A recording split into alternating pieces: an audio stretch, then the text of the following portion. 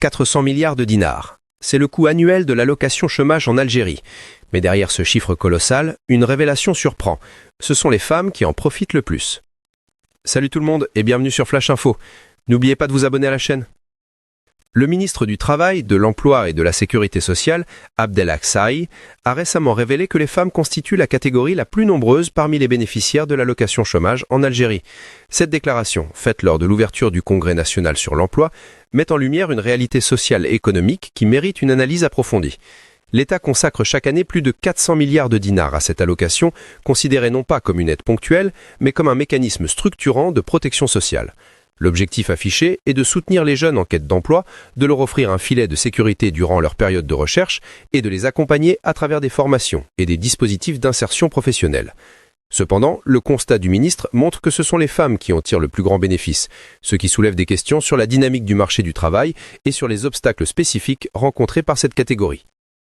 L'allocation chômage en Algérie est conçue comme une mesure transitoire, mais elle s'inscrit dans une logique plus large de politique publique visant à réduire les inégalités et à renforcer la cohésion sociale.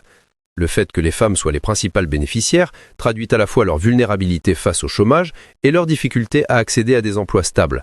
Dans un contexte où le marché du travail reste marqué par des disparités régionales et sectorielles, cette donnée illustre la nécessité de repenser les stratégies d'insertion.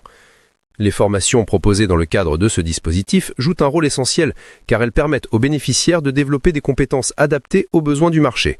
Elles ne se limitent pas à un apprentissage technique, mais incluent également des modules de sensibilisation à l'entrepreneuriat, à la gestion de projets et à l'utilisation des outils numériques, autant de leviers indispensables pour favoriser l'autonomie professionnelle.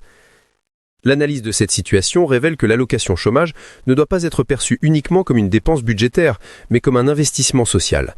En ciblant les jeunes et en accompagnant particulièrement les femmes, l'État cherche à corriger des déséquilibres structurels. Les formations, associées à cette allocation, sont conçues pour répondre aux besoins d'un marché en mutation, marqué par la digitalisation, la transition énergétique et l'émergence de nouveaux secteurs. Elles visent à préparer les bénéficiaires à des métiers porteurs, à renforcer leur employabilité et à leur offrir des perspectives durables. Le ministre a insisté sur le fait que cette allocation est une passerelle vers l'intégration professionnelle et non une fin en soi. Elle s'inscrit dans une stratégie globale où l'accompagnement, le suivi et l'orientation jouent un rôle central. Il est également important de souligner que cette politique s'inscrit dans les directives du président Abdelmajid Tebboune, qui a appelé à une évaluation régulière de la gestion de l'allocation chômage et à un renforcement des mécanismes de médiation pour faciliter l'accès à l'emploi. Cette approche traduit une volonté politique de faire de l'insertion professionnelle une priorité nationale. Les femmes, en tant que principales bénéficiaires, deviennent ainsi un indicateur de l'efficacité du dispositif, mais aussi de ses limites.